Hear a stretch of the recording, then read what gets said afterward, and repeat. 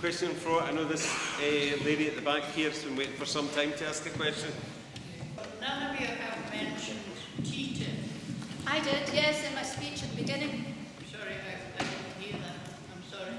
Well, that's as far as it'll go up. right. Well, it's the most dangerous thing that faces us today. While we've been talking for 2 years, talking and talking, corporate business has been scheming to do this procedure, which is totally undemocratic. And I would like to ask each of you, what effort have you been making with your MEP to stop it being signed? It's so dangerous. We'll never be able to achieve these aspirations, with all the wonderful aspirations for the future, but we'll not be able to do it if this thing happens. It's very dangerous. And people don't know. So many people don't know. And it's totally undemocratic.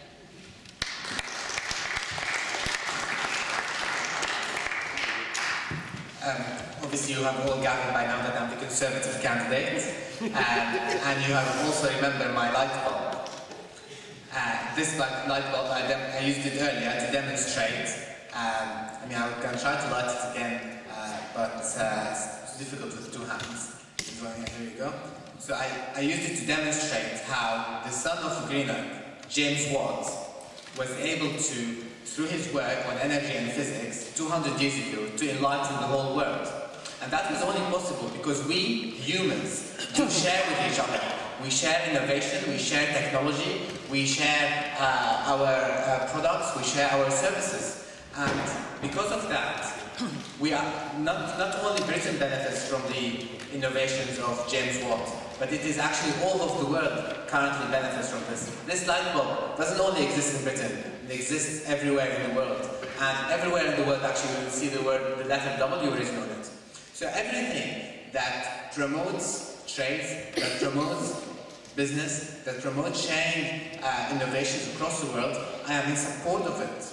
And this is why I believe that TTIP actually would create more jobs, would allow all of us to share more of the innovation and technology of people from other places in the world. Especially, and this is even more important now that we are in the 21st century. Thank you.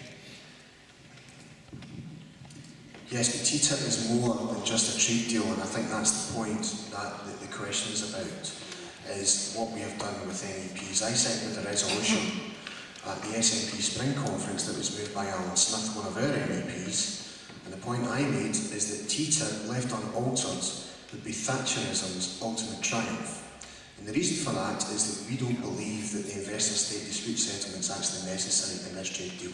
And the real concerns we've got is that, as you say, it's anti-democratic. It's for the voters and for governments to decide the role and shape of public services and not faceless directors in boardrooms.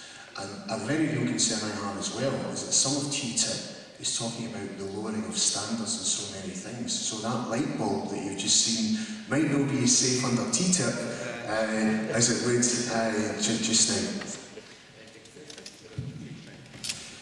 Well, I think it's only fair to say, actually, that while a Conservative colleague has made some interesting comments, he is cheating us all slightly because the light bulb does not go on because of his personal magnetism. There's actually a battery in it. He showed me that earlier on. So just in case you're under any illusions about the way in which that light is powered. Anyway, let me just make it clear that I have got a leaflet, copies of which are available at the back, in which I have said Ian will oppose the Transatlantic Trade and Investment Partnership. So I've committed myself. Thank you very much for that round of applause. I mean, I've committed myself to saying that I will vote against it because it's not just simply a question of the ISDS, arbitration mechanisms. It is worse than that. I mean, I think that the TTIP, as proposed, is a logical extension of everything that the EU has been trying to do. Because effectively the EU has been trying to create a free-fire zone for capitalism across the whole of Europe. I mean, what they want to do is extend it right across the United States and North America as well. And it will result in a harmonisation of standards. But if you think that they're doing this in order to raise standards, then you're sadly mistaken.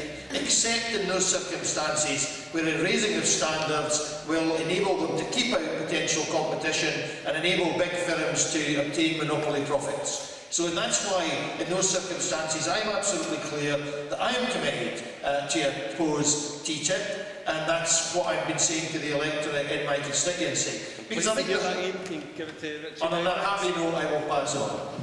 Well, pass over the mic. Since there's a lot of light being cast on this discussion about light bulbs, I can't resist one of my obscure pieces of knowledge being conveyed to you. It's a fact that roughly 100 years ago or just over, that I think it was Osram was the company, got the patent for a new invention, an everlasting light bulb, and stuck it in a vault to prevent it being produced and manufactured, for the obvious reason that if you've got an everlasting light bulb, then you cannot make profit out of producing more and selling it to the public. That is capitalism encapsulated in a light bulb. And as far as I'm concerned,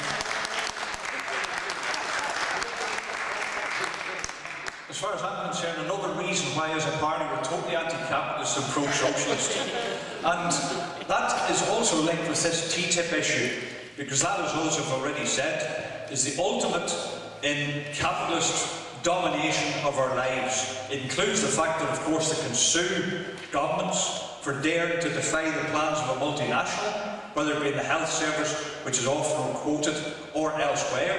It can impose privatisation in reality, because otherwise it would be, in fact, undermining the interests of the multinationals involved under this legislation, or this agreement rather. And therefore our party has been out active in a number of localities, both ones where standing candidates, which includes 3 in Greater Glasgow, but elsewhere opposing this and exposing it. Well, I'm a strong supporter of TTIP. The proposals within TTIP could bring £10 billion of investment to the UK, create jobs across the EU.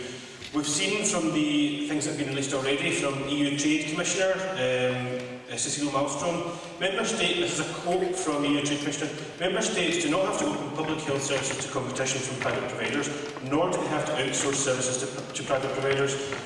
Another letter from the EU Chief Negotiator, quote, public services are always exempted.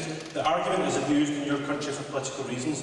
I do not recognise any of the characterisations of TTIP which has been mentioned before. There is a specific issue about ISDS, which is a dispute resolution mechanism that has the potential to allow people to sue governments and things. Liberal Democrats have said quite clearly that if ISDS would lead to a lowering of public services, then we would oppose ISDS inclusion within TTIP. There is nothing within TTIP which would make government open up services to private companies. This is just simply untrue. It's not going to happen.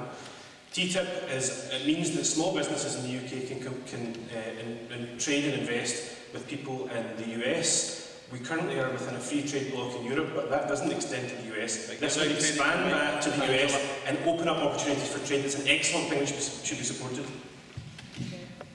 I would oppose TTIP and I welcome the question. It was good to see the launch in Scotland against TTIP, and I think the attendance at that, I could only stay for a wee while because I had to go and there's another event, stand in solidarity with the Roma people, but I think the attendance at that, the discussion of that, shows really why we need to oppose it and actively do so. So certainly see that. And also I think the Liberal Democrat colleague here who talks about what TTIP will or won't do, it almost talks as if he's reading all the finer detail, and I'm sure what came out of the launch was the lack of transparency. Again, how free trade agreements and partnerships that are railroading through override the democracy and services. People, they never tell you the detail, they always leave it kind of vague with promises of great wonder and jobs and prosperity. I refer you to my previous answer of how that's failed and it's continuing to fail, so oppose TTIP. It's pretty telling that Chris used the phrase, if it's unaltered, it will be the ultimate triumph of Thatcherism, so which means that he basically supports it. So I know what your party's position is, but I'd be interested to know if you, as a trade unionist, would fight to oppose it outright. I think it's abhorrent. It's about removing regulatory barriers to profit, which means basically trade union labour rights and also damaging environmental protection. And I have been involved with a campaign group called the People's NHS, which has been putting pressure on MPs in the old coalition government and getting their constituents to sign a petition and put like NHS not for sale placard in their garden. And there has been a lot of opposition to it from people. A lot of people obviously didn't know about it. But there has been a lot of opposition to it. And also the other thing we were highlighting is how many of these MPs who support it, who've actually had private donations from major corporations.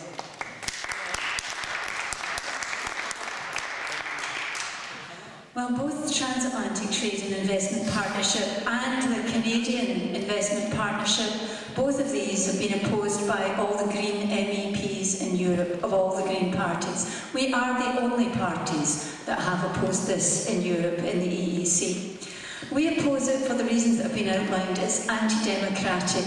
You have these investor dispute settlement opportunities.